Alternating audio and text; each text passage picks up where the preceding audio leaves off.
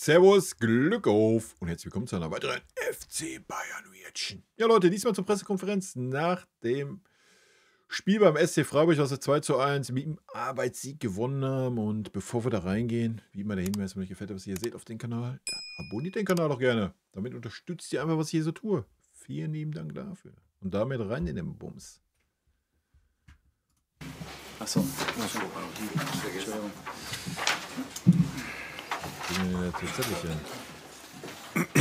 Das Spiel ausgegangen ist.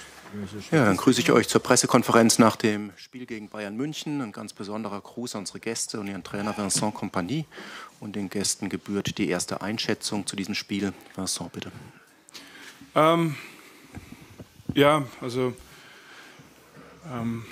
Erstmal, ich wusste, dass dieses Spiel gegen meine Kollegen und seine Mannschaft nicht einfach wird. Ich werde versuchen, alles auf Deutsch zu erklären, aber mal schauen, wie weit es geht. Aber ich wusste, dass es nicht einfach wird. Die sind auch Tabelle Zweite zu Hause. Wir haben ganz viele Spiele gesehen. Also in meiner Tabelle, wo ich nachguckte, waren die nicht Zweiter in der Heimtabelle. Da waren sie Sechster, aber ist ja auch wurscht. Haben halt ein Spiel verloren, 2 Unentschieden, 6 gewonnen. Also so schlecht jetzt nicht, war.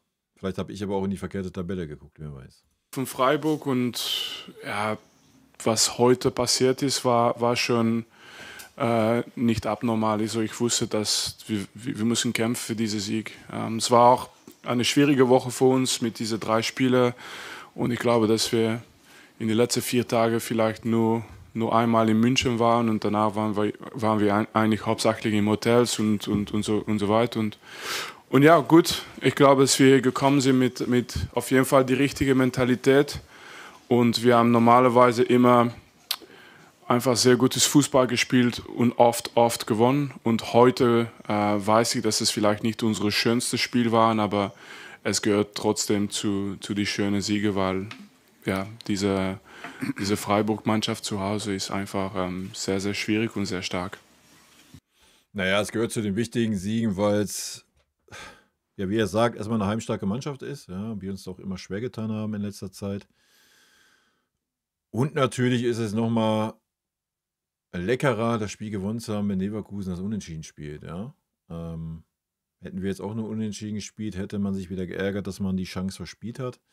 So schmeckt der Sieg natürlich umso besser und man kann so ein bisschen drüber hinwegsehen, dass jetzt nicht dieses Spektakel war. Und wie er schon sagt, das ist natürlich ein Argument, ja, wenn du die ganze Woche unterwegs bist und natürlich versteht man das auch. Sind alles Menschen, logisch.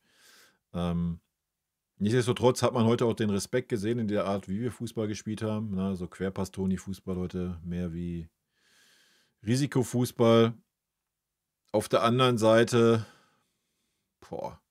darf man es jetzt aber auch nicht zu schön reden. Ja? Wie gesagt, wir haben durch eine Einzelaktion von Harry Kane, wo der Torwart schon nicht so gut aussah, und durch einen Torwartfehler 2 Tore gemacht. Ja? Und jetzt nicht irgendwie dadurch, gut, wir hatten noch einen Pfostenschuss von Musiala, wollen wir nicht verschweigen. Und eine gute Schusschance durch Serge, ja, das war es aber auch. Ja, das war es. Mehr hatten wir nicht an Chancen. Also.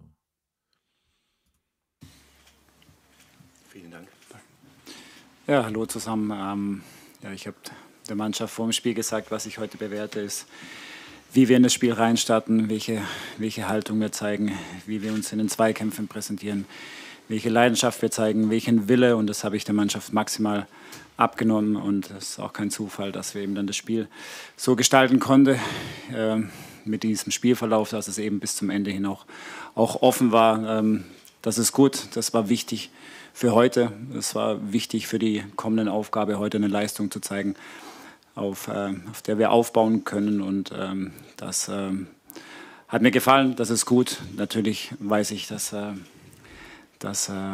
wenn du noch mehr haben möchtest, dass manche Dinge dann einfach noch besser laufen müssen, aber es ist keine Selbstverständlichkeit. Sie haben einen hohen Aufwand betrieben, mussten viel laufen, und dann fehlt vielleicht auch die Kraft und der Fokus für die Momente dann eben mit Ball, und es war die richtige Haltung, und wie gesagt, das ist das, was ich heute bewerte. Vielen Dank. Dann bei Fragen bitte gerade kurzes Handzeichen, erste Reihe, Kicker Carsten Schulter-Lorenz. Ja, Frage an Julian.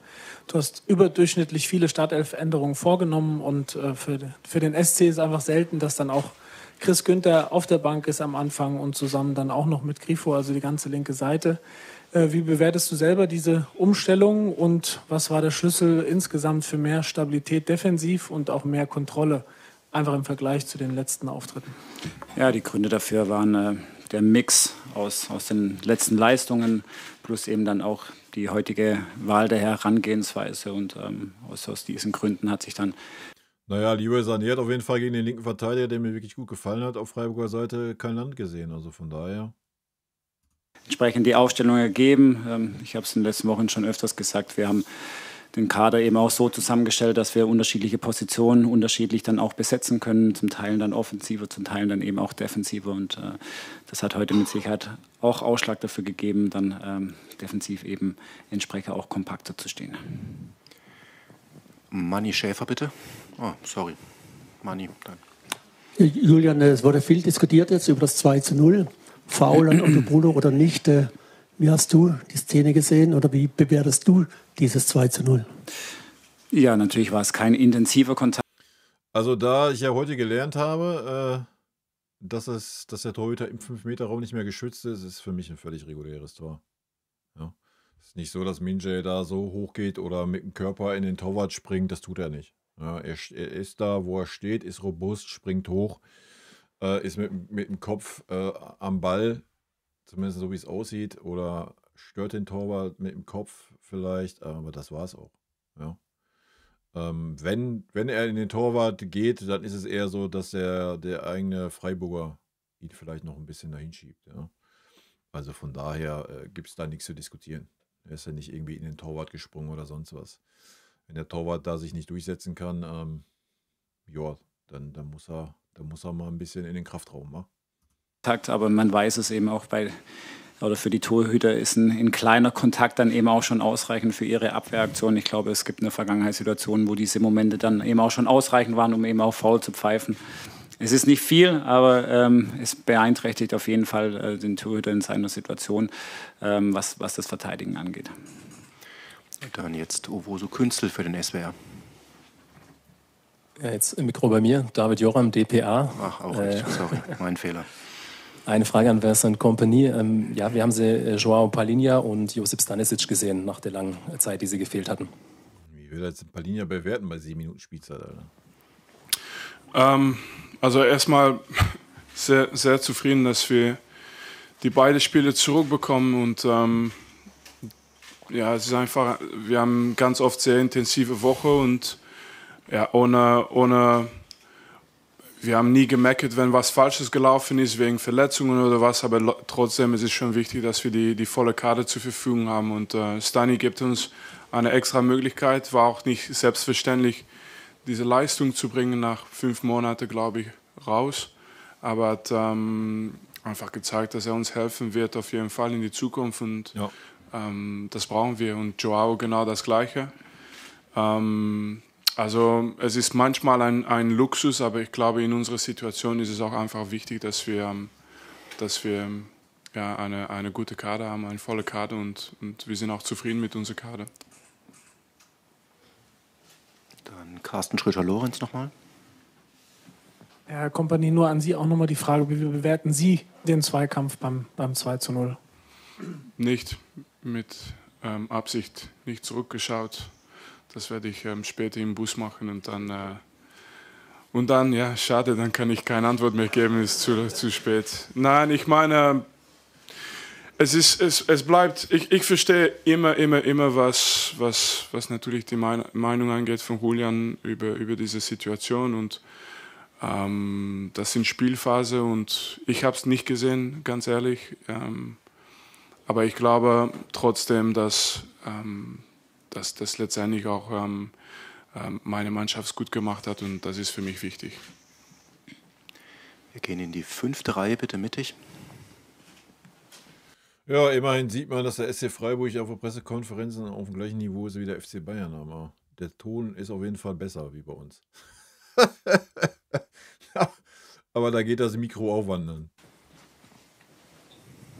Hallo, Vincent Schipke, Münchner Merkur TZ. Eine Frage an Herrn Company. Sie haben ja jetzt eine turbulente Woche hinter sich. Die Niederlage in Rotterdam, 2 Siege in der Bundesliga. Wie fällt denn Ihr Fazit nach dieser Woche aus und wie haben Sie das Resultat in Leipzig wahrgenommen? Ich habe es überhaupt nicht turbulent miterlebt, also ganz ruhig. Ich weiß, die Geschichte von Rotterdam können wir nicht ändern und das ist Fakt.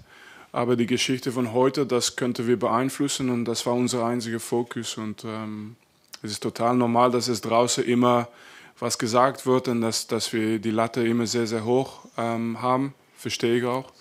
Aber das drinnen bleibt einfach sehr, sehr ruhig.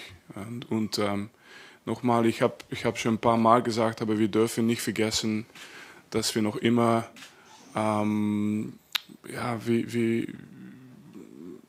es war für 6 Monate eine andere Geschichte über Bayern München und jetzt ist es schön, dass wir alles gewinnen müssen. Ich will das auch, wir wollen das auch.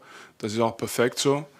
Nur wir verlieren nicht auf die Augen, dass wir noch immer unsere Schritte machen müssen und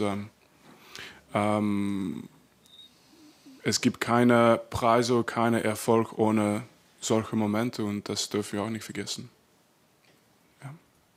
Ja, geh ich auch voll mit, ne? Das darf man auch nicht vergessen. So. Wenig ist jetzt nicht schon 2 Jahre da. So.